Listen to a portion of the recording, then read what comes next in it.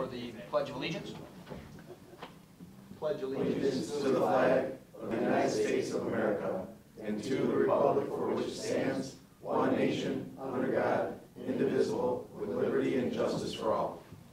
I'm going to look for a motion to adopt the agenda. Commissioner Romano, supported by Commissioner Drollet. Please vote.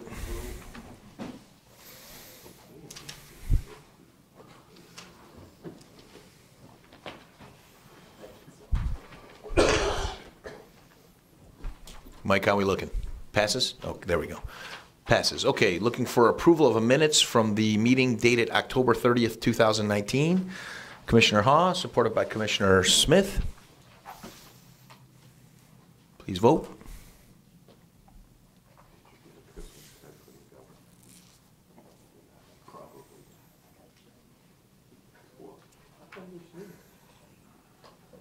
That item passes. Public participation. Anybody out there in the public? Going once, going twice, going thrice. We're going to close public participation. Move on now to department recommendations. Item 6A. This is a Printing Systems Incorporated agreement for election ballots and precinct kit supplies. Our clerk, Fred Miller. Thank you, Mr. Chair and Commissioners. Good afternoon. So this is a contract with Printing Systems Incorporated to basically print our ballots that we supply to the local municipalities to run our elections.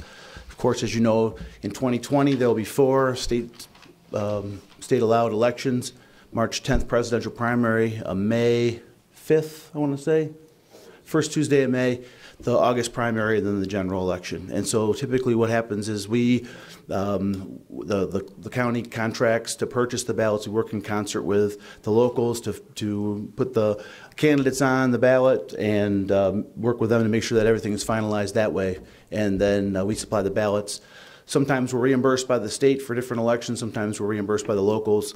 But what I'm most proud about this contract is, number one, when we came in and we're doing kind of an assessment of the department, to my knowledge, this is a contract that has never been put out for bid in our recent recollection. And so, pursuant to the policies put forth by this body, we wanted to take it out there. So we put out an RFP, went through the process, worked with county purchasing. We got 2 respondents, and one of which was our incumbent vendor, which is the one that we're recommending to you now. We were able to squeeze some savings out of them. But just in a nutshell, just for 2020, we're looking at, just so you can think about this, for the March 2020, we're estimating a $200,000 expense for ballots and precinct kits. August 2020, $110,000. November 2020, $170,000. So this is the contract that would solidify our relationship with Printing Systems. It's a 3-year contract with a 2-year optional renew. Happy to answer any questions. And of course, I want to say our Director of Elections, Michael Grix, is here. And I never want to miss an opportunity to brag about the great team that we have here in Macomb County. Mike literally is one of the statewide experts in how to administer elections. He is a fantastic asset to our county. And we talked a little bit, and certainly Commissioner Kleinfeld knows about this, the implementation of ranked choice voting because of the federal settlement for East Point City Council election. That could have been a huge disaster because it's something that had never been done in Michigan before. But thanks in part to Mike's leadership, that was pulled off without a hitch, and I'm really, really proud of Mike and his team, and can't say enough about the great things that he does. So he's here to answer any questions because God knows he knows more about this than I do. Okay, I do have one commissioner on the list, Commissioner Haw.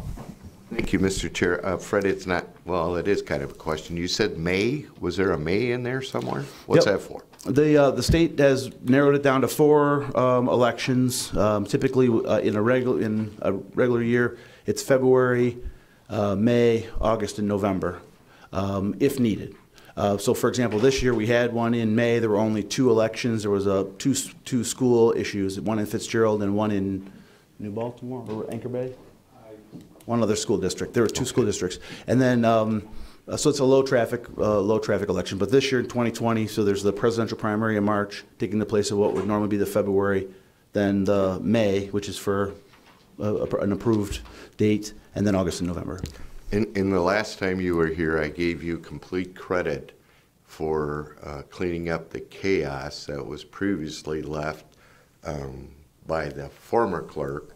I neglected to mention, so I'm going to put a little asterisk on that. Kathy Smith was in there Truly. prior to, and she did a lot of the cleanup prior to it getting to you, and she reminded me of that. No doubt. Thank you. Kathy Smith is another great employee we have here in the county, and just yesterday we got a call, because we field so many different calls in the clerk's office, about a street light that was out in Macomb Township. So I was able to call Kathy Trustee Smith and tell her about that, and she took care of it. So it's a good partnership on all levels. Why did they make county commissioner for Macomb Township? Do you like things when the lights go out? We like things. No truth to the rumor that he was the one that put the light out. Commissioner Majek.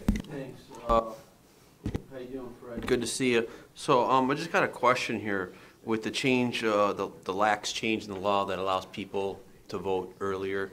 How has that affected? I mean, we've had a fall election with that, and how has that affected the local government clerks in your office?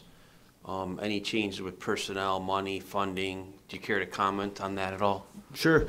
Now, most of the onus, because of the increased number of absentee voting, that's all administered. The ballots being sent out is all administered by the local clerks. So, but at our clerk association meetings, it is absolutely a topic of conversation that there's an additional workload. And more ballots coming in that way, and more counting, and more the need to process. Some communities are debating whether to buy an additional counting machine. So it's definitely something that continues. And as you hear, some people have taken that idea to Lansing to see if there's other ways that they can get a little bit of latitude in terms of when they're allowed to start processing ballots. That's still an open question about. When do they process the ballots now? Typically, you have to keep the. Mike, correct me if I'm wrong, but you have to keep them sealed. The absentee ballots keep them sealed. Then when the polls open, then you can start opening the. So 7 in the morning, election day, they would start doing that. Yes. Yep. Oh, okay.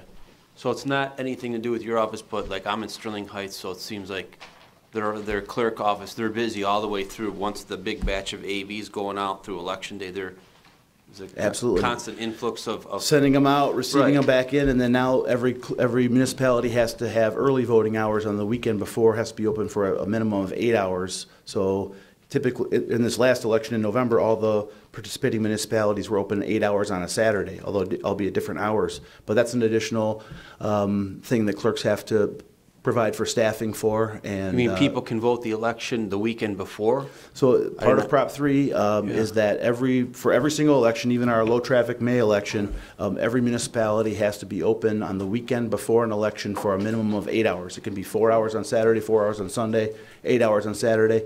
For all the elections this year, all the clerks have opted to do 8 hours on the Saturday before the election, and that's for the purposes of in-person voter registration, issuing, applying for, issuing, and voting and turning in absentee ballots. Yeah, it's wonderful to have more people voting anytime we can do that. That's a great thing, but we just have to keep an eye on, there's a strain with personnel, changes things, I guess. So thanks for coming here today, Fred. Thanks. Okay, I don't see any other commissioners, Fred. I want to thank you, and I want to thank you for putting it out to bid. We all appreciate that. And I do need a motion on this, so could I have a motion to move it to full board? Commissioner Gillette, supported by Commissioner Ha. Please vote. Thanks, Fred. Good to see you. Thank you, Commissioners.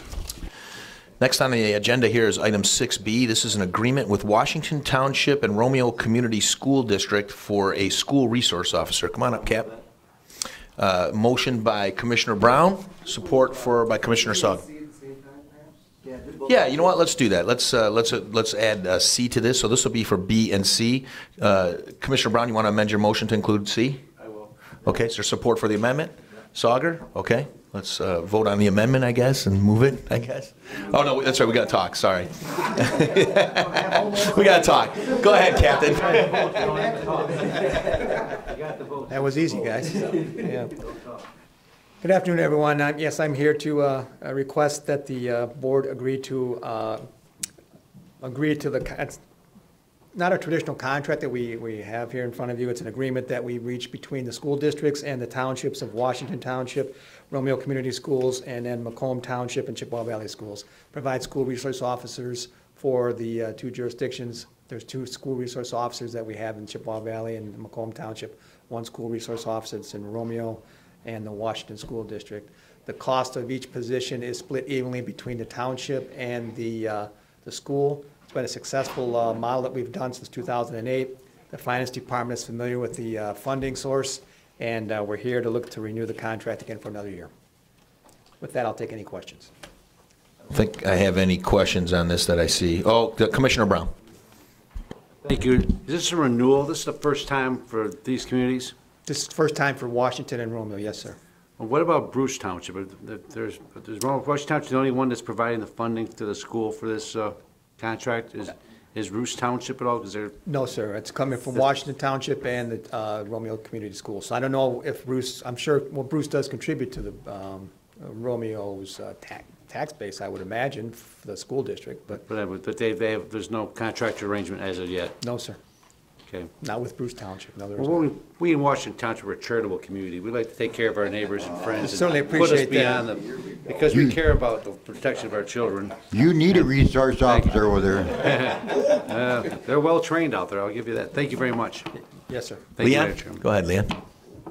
Thank you, thanks for the presentation. Will this mean that we're hiring additional people to do that, or are we assigning existing people?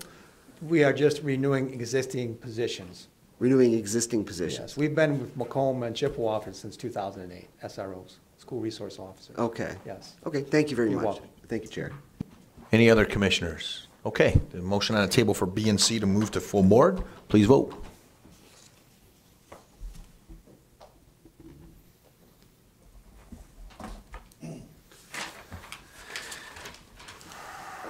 Thanks for your support. Good to see you. I assume that item that passes 10-0.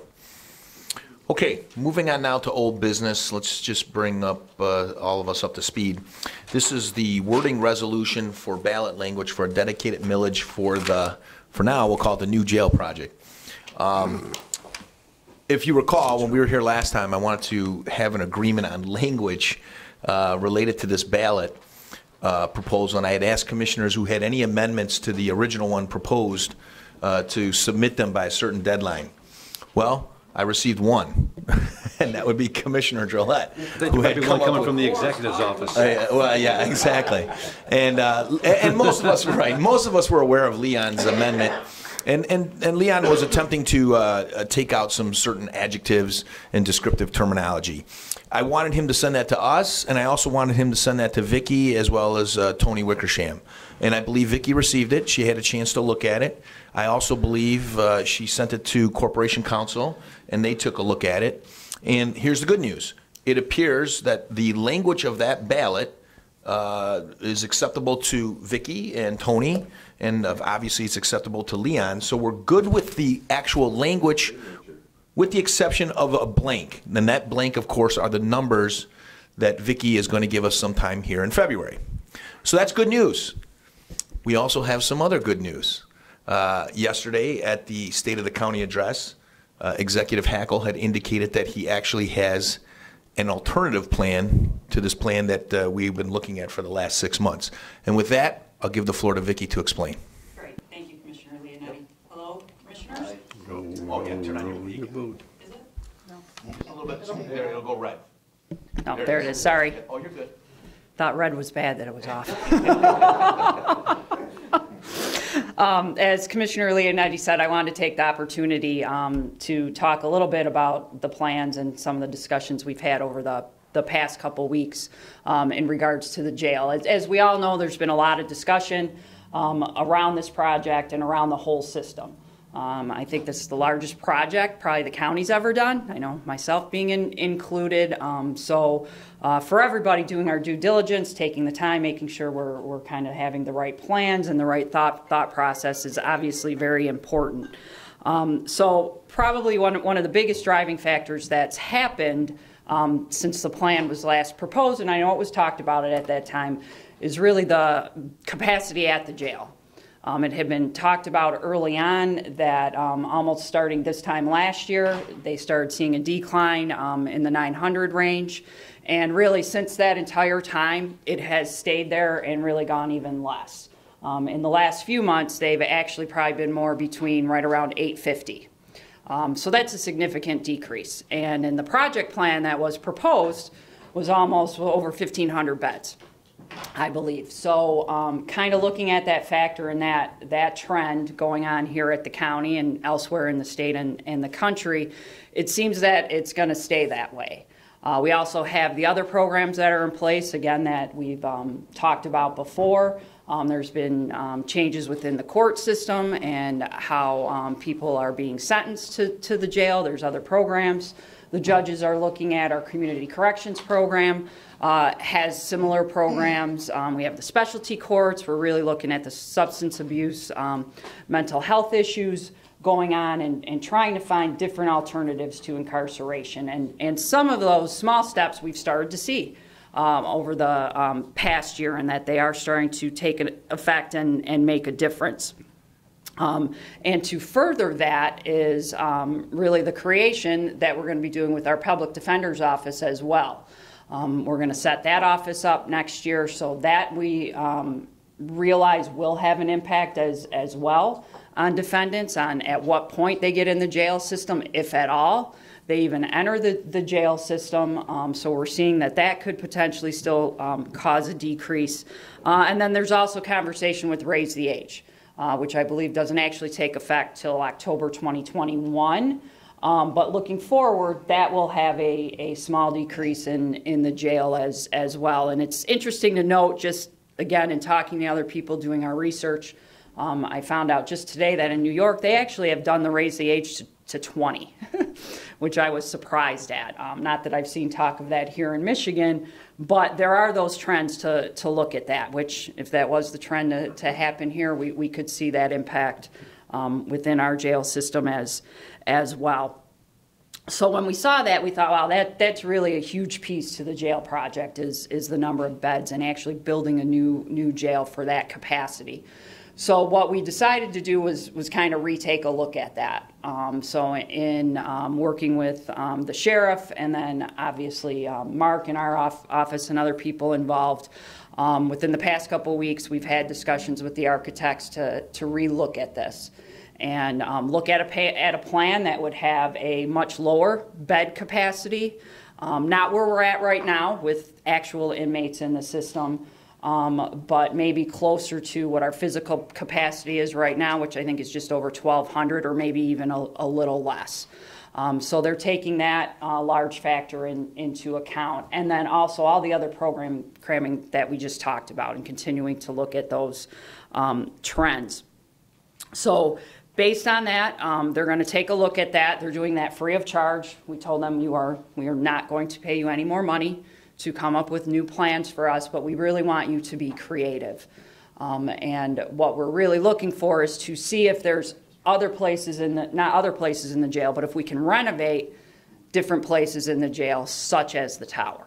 And maybe that's an area we can look at for the population that would be housed in the tower. Can we keep the tower? Maybe we build a small addition for some of the pieces where we're deficient. What really isn't changing, though, are some of those foundational pieces that I think have been in all the studies over the past 10 to 15 years. We need a central intake and assessment center desperately. We're not asking them to take that out. That has to change. In order for the rest of the pieces of the system to work, we have to have that. So when we talk about changes, there won't be any broad-based changes in ideology. Some of it is just, hey, maybe it's not a brand new facility, get rid of the entire jail as it exists now. So we're sticking with the central intake, the assessment process. Obviously, the specialty beds are extremely important to this as well. So still looking at having a separate and better area for substance abuse, mental health, even still keeping our own infirmary, if you will, so that we don't have to necessarily transport people to the hospitals, but keeping them on site, and then seeing to what we can do within the jail to maybe gain some of the direct supervision that's been talked about as well. When you look at the direct supervision piece, there's two areas of that really. There's a physical change in being able to monitor the inmates, but then there's also the presence of actual personnel. and having personnel within the area. So you may see a combination of that. So that's kind of what we've asked the architects, and they're experts. They're pulling all of them in as well and kind of coming back to the table. Our goal is to maintain the timelines that we've talked about and for the election and I know I initially mentioned February. I think I've said before, even before this, we were probably targeting more March just because of the assessment figures. But we're really targeting bringing back the revised plans, if they are revised, back to the board at March. I think March 12th is the RPS meeting, that we would have that back to you in March. And then the May, I think either 5th or 12th is the deadline for the ballot language. So that would be a couple months to look at that. And that doesn't mean to say, you know, not here giving updates. If you want to make calls to the office, potentially see something, you know, I'm sure we'd be happy to arrange for that as well. No, we really think it's in everyone's best interest, obviously, you know, to take a look at this and hopefully through these changes that we're seeing in the system and relooking at the plans, not only still do we get an updated advanced system that we all desperately need, not only, you know, for the community as a whole, but obviously for the people that are housed in there and our employees as well, that they all have a safe and secure and efficient environment to work and operate in. So yes, the hope is with reduced beds and a new plan that the funding will decrease as well. But keeping in mind as we have discussions, again, if we don't go with everything 100%, again, there may be give and take. If we can't change something physically, that may mean we need more staff, but that'll all be things that are discussed and talked about and how that looks. And we are paying attention to, obviously, Lynn or not, from F&O is involved heavily in the process. Obviously, we know there's ongoing maintenance issues, especially if you keep pieces of the jail and most notably the tower. So that's an integral part of the conversation. And what do those costs look like? Not only if it gets renovated, what are we able to fix at that time, but then what does it look like in the ensuing years? Okay, thank you. You're going to have a lot of work cut out for you here in the next couple of weeks. All right, I see Chairman Smith on the board, but I will say before the meeting started, Commissioner Haw had approached me and said he would like to speak first on this. Would you yield the floor to him there, Chairman Smith? He doesn't have a button. I know, he just didn't press it, I guess. I did hit the button. Oh, I don't see it on here, but I know you mentioned you wanted to speak first. And I do have Bob on here first, so, okay. Yeah, I'll let Commissioner Haw speak first, I guess, because he asked me. He's respecting. Thank you, Mr. Chair. I think our chairman's respecting his elders. That must be what that is. Vicki, let me first say thanks for taking the time out, not only you, but the other group or who's ever re-looking at this issue. From the time it was announced as one of the largest projects in Macomb County, the media got a hold of it. The picture appeared in there that wasn't me, but one of my fellow commissioners called the Taj Mahal. Don't know that I disagree with that. But what I did hear you say is no additional architectural costs were going to come forth based on them relooking at the plan. Is that correct? Correct. Okay.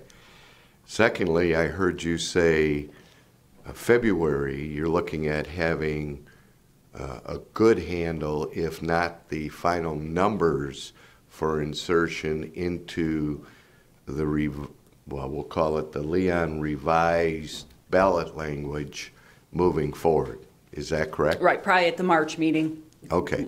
We'll present it, yeah. And I think with this being the largest project in Macomb County, we all took some hits when it appeared in social media and it appeared on the media.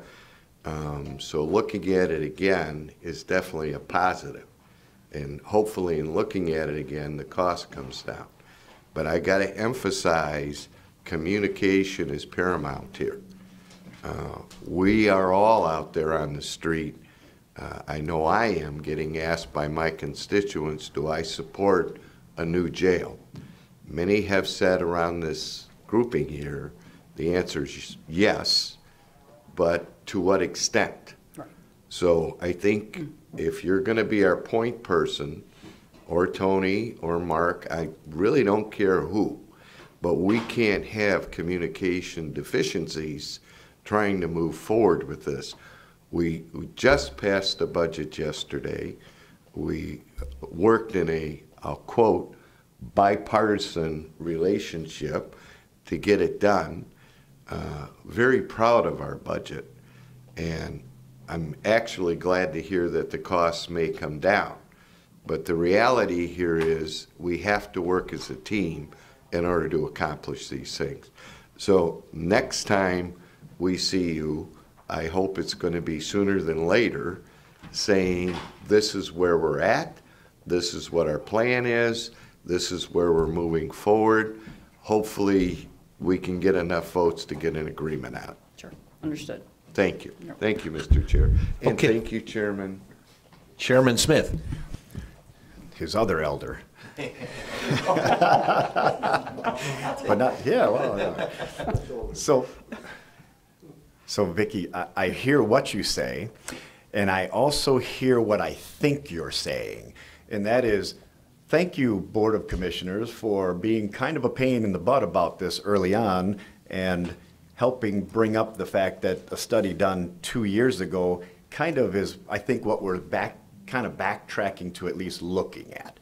And that was the Robertson, expert said in a 2017 report that we paid him for to build central intake and push pause, because he was saying then, like the state was and like we have seen and been talking about with all the things going on at the state level, that they're trying to push population down in jails, not up. And that's why this Robertson in his first report said, build a central intake, do the assessment and do all the things that, put people in the spots that they're supposed to be in. Let's, talk about this cash bond problem that we're dealing with at the state, and let's see where the need goes. And I'm happy that everybody's kind of come to sitting back and realizing that there are a lot of things going on that are at least proposed and seemingly are actually working at driving the jail population down. So we are very happy to hear you talking about this. And we also know as a board that sometimes when we think of things and throw a little monkey wrench in things, that it's for a good reason. And I'll go back to the jail bed thing, that we were able to just put the brakes on for a few minutes and save an awful lot of money and time to make a safer jail bed situation. So, don't feel bad about questioning and bringing our points up and having an idea or an opinion. They may not always be right, but sometimes they turn out to have some merit. And I'm happy to see that everybody's rethinking this idea, and we all agree with Commissioner Hall that something obviously needs to be done. We're here to make sure that something gets done, but it's not always just by throwing more money at it. And we know we have to throw a lot of money at it, but hopefully as the right amount will work. So anyway, thank you. And to Commissioner Hall's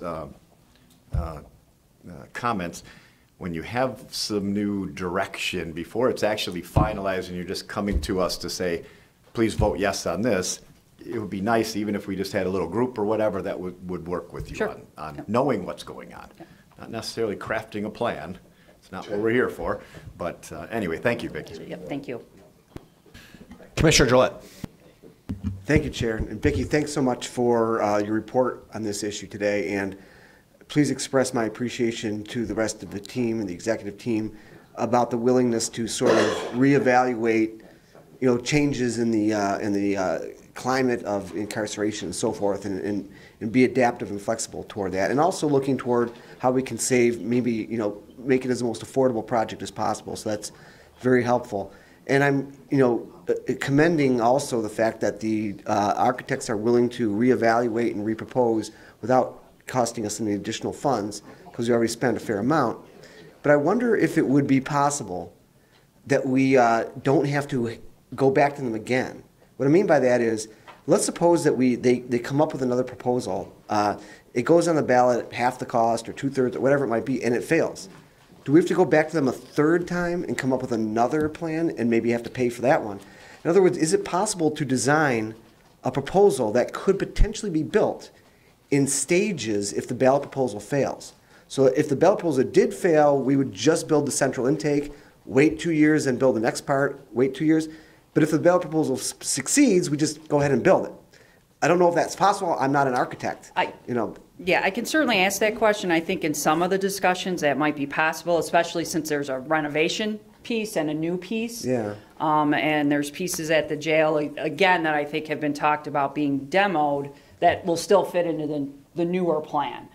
So I think we can potentially do that, and I know as part of the thought process, and we have talked about this before, even under a brand new jail plan, is what if the millage proposal doesn't pass? So I think we will bring back even different areas that, okay, did not pass, this is what we're still going to have to do. Yeah. And maybe it's personnel. We're short personnel there already. We're still going to have to address that. We might still have to address central intake. There's still the ongoing maintenance, as well as still some maybe phased approaches to correcting some of that. So I do believe, and as we've talked about, that'll be part of the plan, and that there'll be more of a, well, if this doesn't happen, then this is what it means, and these are the effects and things like that. So, it just would be great if in their work, they didn't just create the Plan B. They created a Plan B and C that are sort of integrated. One with a timeline with the ballot proposal passing, one with a timeline without it. Sure. That even though it may complicate things, it might save us, a lot of rework. But well, thank you very much. I appreciate it, Yep, and you're thank you, welcome. Chair. Commissioner Brown. So the consultant and the team came up with a plan that was so much larger than what we needed. Not even close, nearly double the size of the jail that we needed. It doesn't instill confidence. They've obviously spent a lot of time and effort designing something that's twice the size of what we needed. What about a penalty? How about a penalty for all the money we paid them, overpaid them for work that we didn't need? They were so far off target. What about where's the accountability in this? I mean, that's like missing a barn by a mile. I mean, we heard about this before. We saw things going on here. I just don't understand. I mean, we're just going to sweep this under. Oh, well, you just missed that one. Is that because we switched the new consultant during the process, or and that we decided to go in a different direction and someone sold us a bill of goods? I mean, we had a perfectly good plan to start out with 2 years ago, and now we threw that one in the garbage. So we got this bigger plan we want to do. Then guess what? All of a sudden now we're going backwards. And I'm glad that you're doing it. I mean, that's good. That's what you should do. It's adjusting to the changing circumstances. And I'm all glad about that. And I'm glad that it's probably going to reduce costs. Not necessarily, though. Who knows? But you're adjusting to the realities of the situation. And as I've said before, I think that jail needs a lot of work. And I think we're wasting time by playing this charade of an election to get money to build it when we ought to be starting right now, getting the improvements we need in right now, today, rather than waiting 18 months to find out we have to start over again because guess what? We didn't get the vote we were looking for. So I hope that the numbers come down dramatically enough that the public will say, well, that's nothing. Maybe it's just another 50 cents on the tax bill like we just passed on to the taxpayers the other day. But I'm just wondering what the accountability is. I don't hear anybody concerned about the fact that, they overshot the estimate by 50%. Thank you. Can you answer that? Well, I think it's a lot of factors that have to do with the data they had at that time. I think there's a lot of programs that were in place coming out, hadn't been implemented, that again, we're just starting to see actual results and data within our own system that caused us to take another look at it. The data that they used, again, was from a couple years ago. Our rates and capacity in the jail was much higher. They're factoring in some population growth that could be taking place in the county. I think some of the programmatic changes have started to come together all at once, and I think some of those have had the biggest impact, but there was no way to know that while they were preparing the documents. So that's kind of my take on the issue from that. Well, I have the highest confidence in you and your ability, and I'm glad you're there doing the job and being the point person for this project. And I'll accept what you said, but Thanks. Thank you. Understood. Right. No? Yeah, it's the Christmas season, Don. You know, it's the Christmas season. Yeah. No, Thank you. we all do. Vicki, I think a lot of points were made here. I think for today, we're not going to. I'm glad we've moved forward on the ballot language. I'm glad it's been vetted by legal. I'm glad seems everybody here agrees with it. We'll use that as a basis. Of course, we're going to have to strike the word new jail that's in there and make a few other changes. But I think that process is probably 95% done. Just fill in the blank and a few changes depending on the new plan. I will say this for what it's worth, echoing what everybody else said. You know, sometimes when you get an original plan, you stick with it. I do think that Jim Robertson's plan was what I like a term is incremental. You know, he said, look, let's take it phase by phase. He said, you really need a central intake. And that really solves all the problems, because I get it, because they pick up people off the street, the sheriffs, they bring them to jail, they have no clue what this person's background is, not at all. And so, you know, it's not like when they go to prison. When you go to prison, they're vetted. We know exactly where to put them.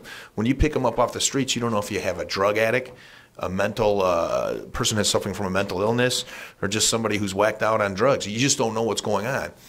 Central intake would eliminate probably 95% of the problems over there, because they'll be vetted before they even pass through the doors to be incarcerated. So if you do it slowly, it might not cost as much. And if we focus on that and that alone, it could be something that could be passed by the voters, or maybe even something like Leon was saying that could be done with bond money or something like that. But I really hope, as you go back, because you got a lot of work ahead of you, you really do. I hope when you go back, you take that into consideration. And I'll add a little bit of expert advice on it. I practice law in Oakland County. They have pretrial services. They have a jail that I think is a little bit smaller than ours, okay? And they're doing fine because of the pretrial service program that's been in place over there for 20 years. They get the people in there. They know right away what to do with them. They put them in diversion programs. They put them on bond, or they put them on some kind of tether, but they know what's going on. And so I really, really think, I'm really glad, as all the other commissioners said, happy you guys have done a little bit of a turn on this and have taken a look at it, and focus with that. All right, thank you. Anybody else? Okay. We're just going to keep this. Yeah, I'm sorry. Go ahead, Marv. While we're talking about the jail, do you know how many prisoners are on a tether machine? No, I do not. No. Sorry. How about you? Huh? No, I'm not. But I certainly know a lot about them. Macomb County uses tethers less than Wayne and Oakland counties. Yes. Ask me how I know that someday. I'm not telling you. Well, why I asked you, is that helping by being on the tether, that's helping with the population in the jail, Correct. obviously. Right, that's one of the programs. And I was curious. So sometimes, Captain, when you get a chance, could you just? I'd be curious, because it definitely, to an extent, definitely has helped with that population over Right. there. Okay. Yep. Thank you. Yep, And good we luck. can find out. Thanks. Thank you. Thanks, Marv.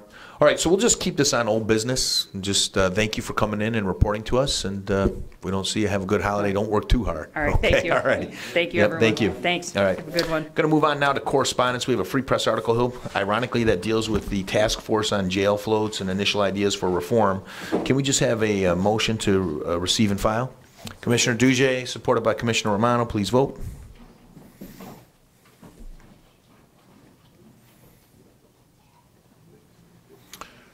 That item is received.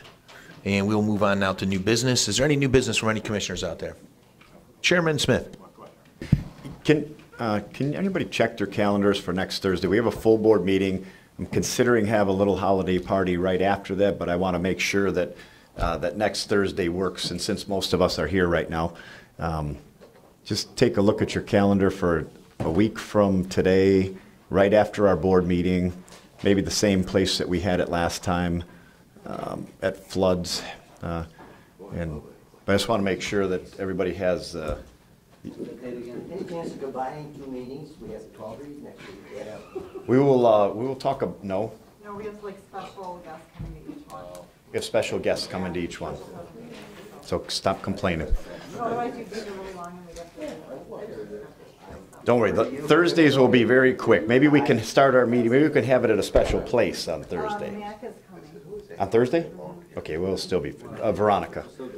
Well, no, the president. Okay.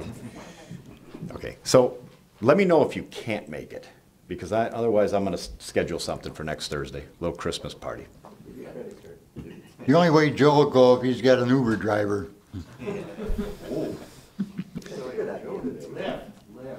See, yeah, I'm just sad, thank you. Anybody else? Any other new business out there? Okay, Commissioner Ha? I did hit the button. Well, Thank you, Chairman. Go ahead. Just want to invite everybody tonight. Roseville has their tree lighting ceremony. Santa Claus will be there. Fun time. Give you an opportunity to make your first Christmas wish to Santa Claus. So it starts at 5:30. Caroling starts at 7. Anybody want to go on stage? You're more than welcome. Thank you. If I may. yeah, Commissioner Romano? Sterling Heights is also doing theirs this Saturday, 5:45, the tree lighting, and they offer the same services, or I should say whatever it is, for any commissioners who would like to come on stage and be announced, Mr. Majek. So you'll be there at 5:45 and be present for the tree lighting ceremony and the festivities afterward, which incidentally are entirely free, which includes the hot chocolate and the cookies and the sleigh rides and feeding the animals, and maybe we can get some celery for Fancy. That's all I have, thank you. All right. Anybody else? Any other new business? My Commissioner Brown? township's having a tree lighting too, but if you come on stage, they're gonna put you on a Christmas tree with a rope. So they don't want any politicians marring up the celebration, so I just laid it back in the weeds and, thanks. Now we know why you need those security officers. Yeah, exactly. One last one. All right. Anybody else? Any other invitations? Commissioner Duje? Yes, Warren's got their Christmas tree lighting. I believe it starts at 5 at the Warren City Center. If Fouts lets you on the stage, that would be great. But that's another story for another day and another bottle. Thank you, Mr. Chair. You're welcome. Anybody else? Okay, going to go to public participation. Going once, going twice. I don't see anybody from the public. And I do want to recognize Deputy Treasurer Joe Biondo in the office here. Well, Mike has already been recognized, too. Oh, yeah, we already recognized him. Who's going to do the adjournment? Romano, you're going to do the adjournment supported by Brown. Sorry, guys.